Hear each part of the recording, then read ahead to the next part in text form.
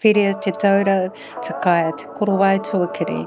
Kia rongoa I te mana, kia rongoa I te Māori, kia mā koha, kia mahana, kia wātea, tūraha. Ko te mihi tuatahi ki te atua nāna nei ngā mea katoa. Ko te mihi tuarua ki te hunga mate, haere atu rā. Ko te mihi tuaruturu ki te hunga, ora kua hui mai nei, tēnā koutou, tēnā tātou katoa.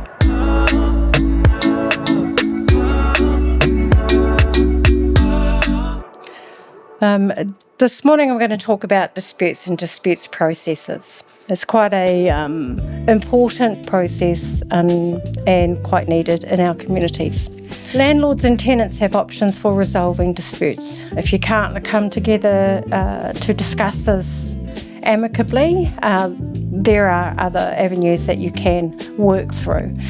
The landlords and tenants has self-resolution, which is your one-on-one discussions, fast-track resolutions, mediation and tenancy tribunal hearings. Fast-track resolutions is a service provided by the tenancy services to help landlords and tenants formalise an agreement that's been reached after a dispute. Mediation helps landlords and tenants talk about and solve their problems. The mediator is there to discuss the problem and help you come up with a workable solution. They are not there to tell you what to do and won't decide anything for you. I would like to touch on one point, tenancy tribunals. The tenancy tribunal can help you if you have an issue with a tenant or landlord that you can't solve yourself. The tribunal will hear both sides of the argument and issue an order that is legally binding. Mediation is an important part when you're in a tenant or a tenancy situation and you can't resolve it. Applying to the tenancy tribunal. Before you start, you must make sure you know how to apply, how much it costs, what you need to provide, and what happens if things get resolved before the hearing. Those are really important key points to understand.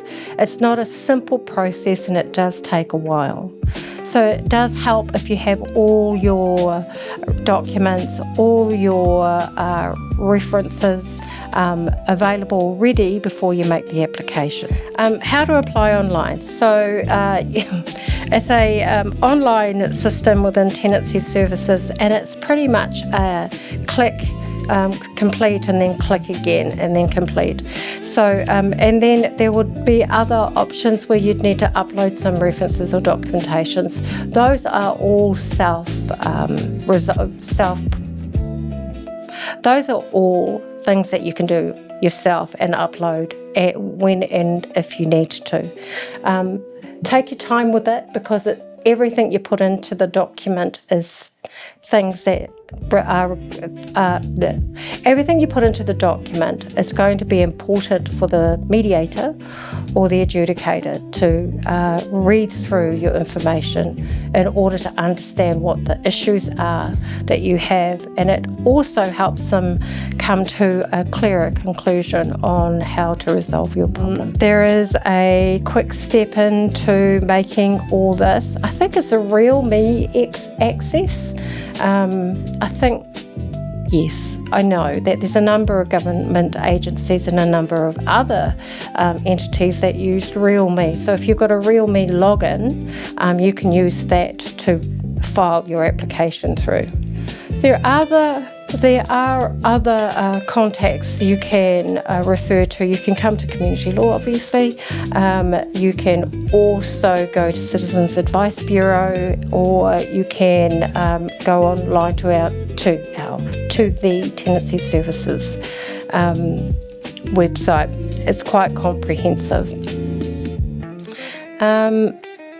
If there are other more complicated processes that you are going to need to go through, it makes it really easier for our team within Community Law to read what it is that you need help from us for.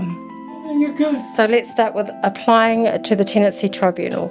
There's a number of quick steps that you have to go through, but it's really important that you understand how to apply, how much it costs, what you need to provide for your application, and what happens if things get resolved before.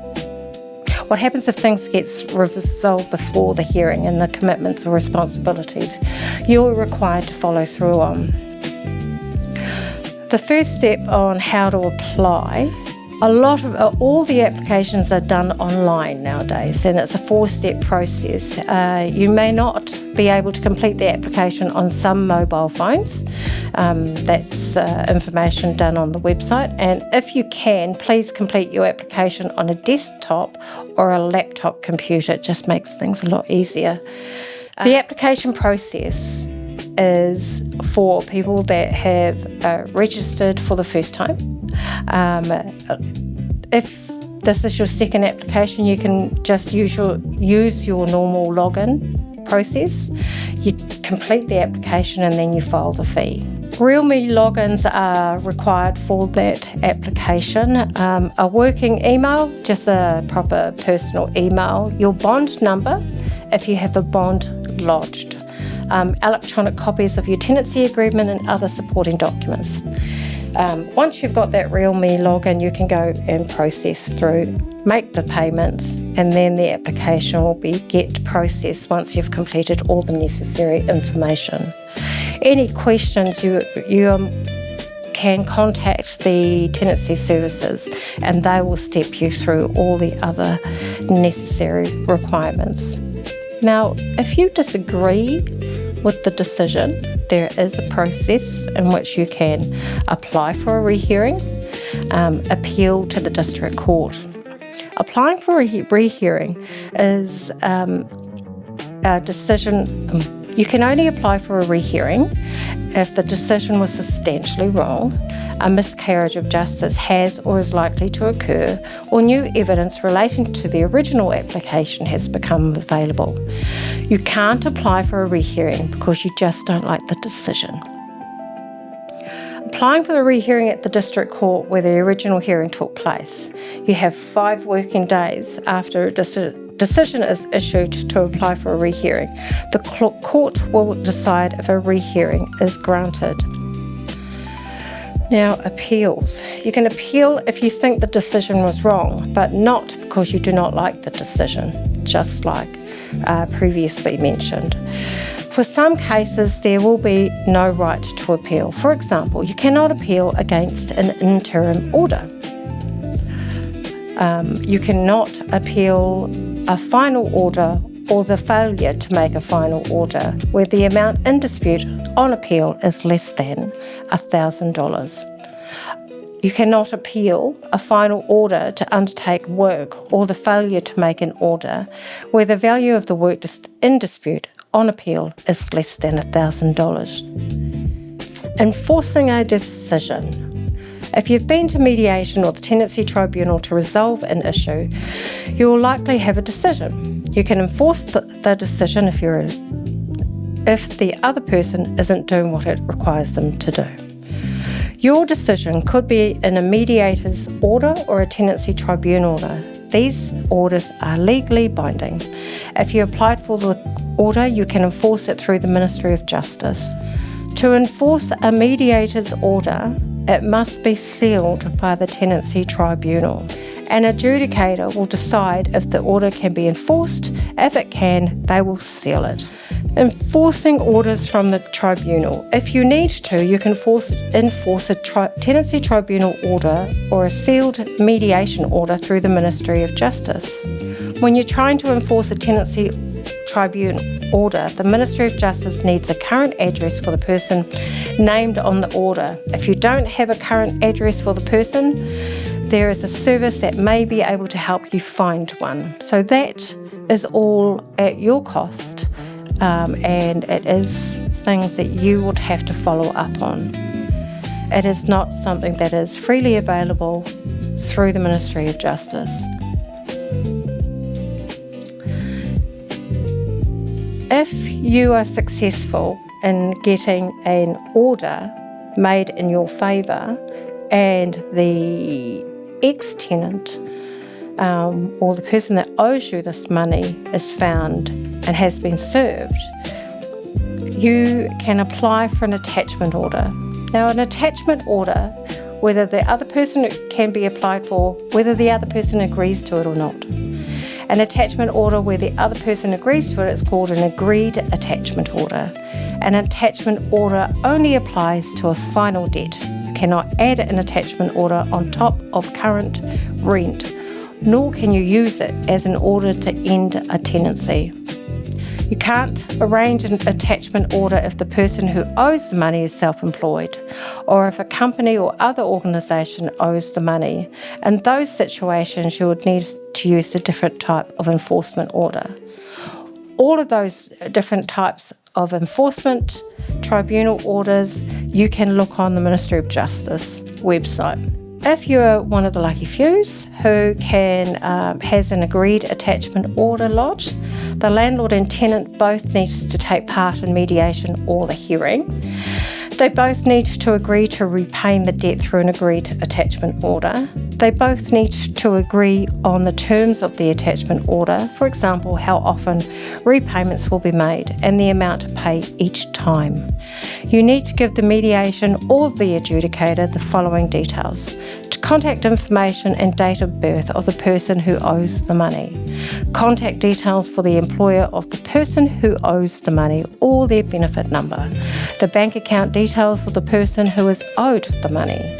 To start the payments, you need to file the tenancy tribunal order or sealed mediator's order with the agreed attachment order with the Ministry of Justice.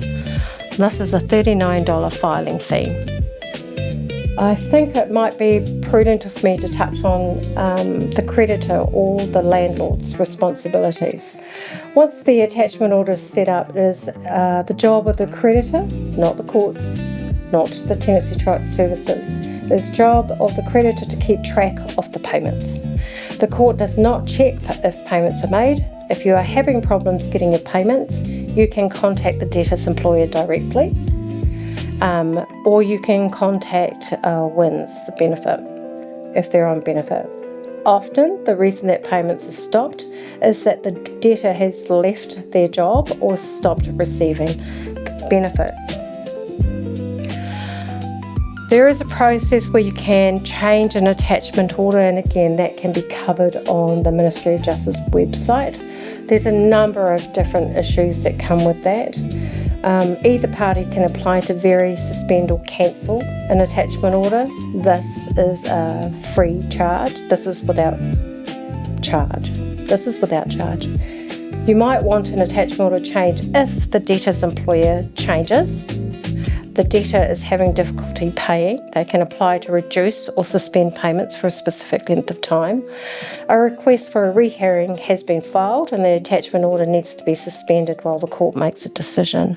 There's a number of different avenues and processes to go through. You do need to think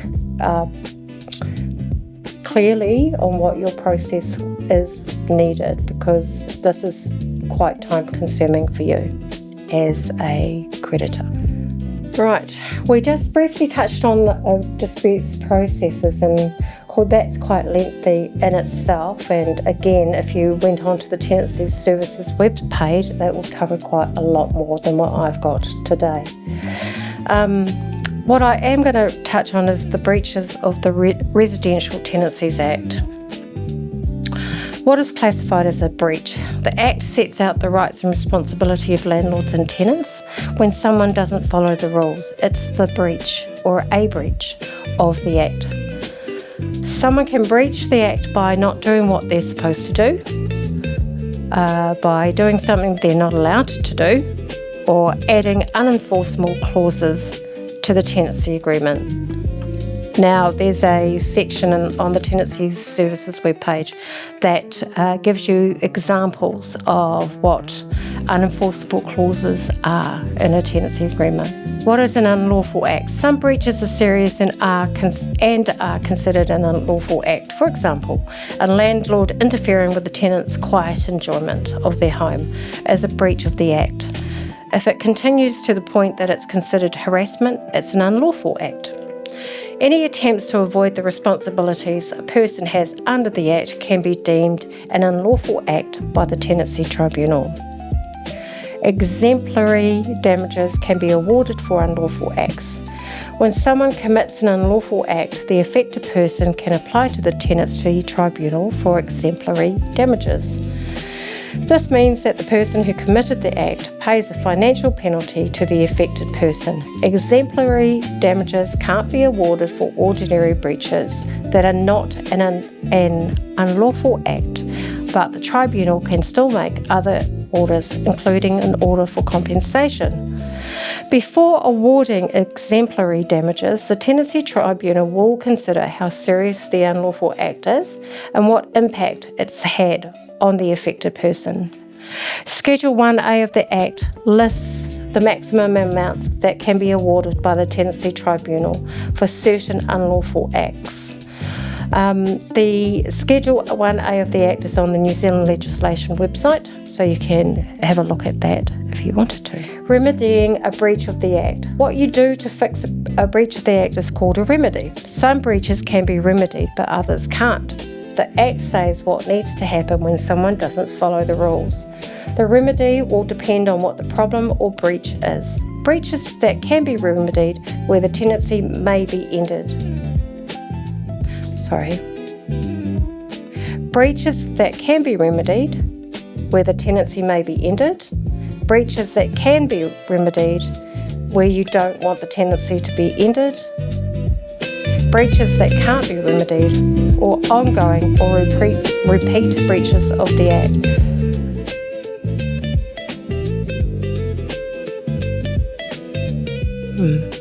If you think your tenant or landlord has breached the Act, talk to them about it first. They may not know that what they've done is a breach, and it could be easily resolved. So just on that point, it's really important to have a working relationship with your landlord and or your tenant, because a lot of this is based on the communication that you have with your tenant or landlord, and a lot of things can be resolved far easier than to bring a third party in to try and fix it for you. These steps are put in place to ensure fairness is given. However, a lot of this is based on ensuring that you build that relationship with your landlord or tenant and to keep your lines of communication open and to ensure that both parties are acting fairly and reasonably. A lot of problems can be solved by approaching it in a respectful and polite manner.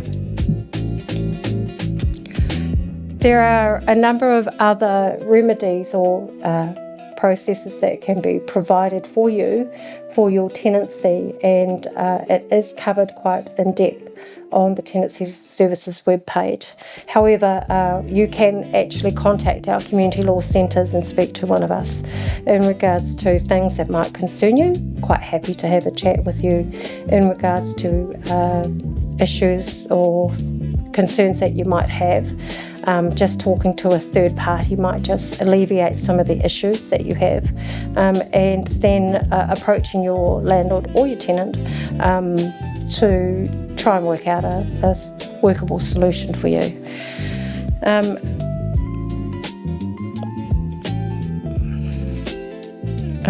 Remedying a breach where the tenancy may be ended. When a breach happens, you can send the person who is in breach a 14-day notice. To remedy, the notice tells them what they've done to breach the agreement, what they needed to do to fix it, and how long they have to fix it. The three most common types of 14-day notices is tenant to landlord for any breaches, landlord to tenant for rent arrears, and landlord to tenant for any other breaches. We have had significant inquiries in regards to tenants to landlord for any breaches, and just letting the tenants know that if there are concerned or issues that you have, by all means give us a call. However, if you feel confident enough, you can file a 14-day notice to remedy whatever issues that are going on. But have a good talk to one of us, or speak to Tenancy Service, because they will too have quite a lot of experience and knowledge to help you get to a decent resolution for you. Now, the 14 days are calendar days, they're not working days, so they include the weekend, and you need to allow for service time when you calculate the time you're giving the other person to fix the problem. So if your landlord's not readily available to you, you've got to allow a couple of days either side of that for them to be notified. Email is sufficient for notification of breach. Even a text is sufficient, as long as you can prove that the cell phone number that you've sent it to is actually your landlord's, or that it's the number that's on your tenancy agreement. So, okay. If you send a 14-day notice, you give them a few more days either side, and the person does not fix the problem within the time allowed, you can then make an application to the Tenancy Tribunal to sort the matter out. As part of your application, you can seek to end the tenancy if you want. You can also require the other person to do something like fix a leaking roof or pay the rent. You may also be able to seek exemplary damages and compensation, which the Tenancy Tribunal can order if that's an appropriate process. The landlord may also apply for termination of the tenancy on a date when the tenant owes 21 days of rent or more. In this situation, the landlord does not need to give the tenant a 14 days notice to remedy. Notice to remedy case studies. Well, those 14 days needed is for rent arrears and maintenance problems. Now, maintenance problems could be a leaky tap. What I have found in some of the situations that I've addressed is our tenants' kitchen appliances,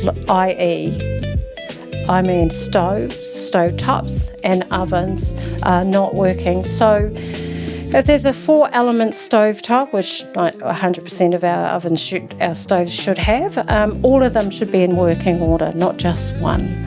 So the landlord is required to ensure that all 4 are working. And they are working in the sense that you can go from 1 to 4 or whatever the range is, and not just be turned on and be hot all the time. So that's what I mean. That's what I mean when I'm talking to you about having all 4 stovetops, not just on high when you turn it on. So please understand that all your 4 elements should be in good working order, not just on hot.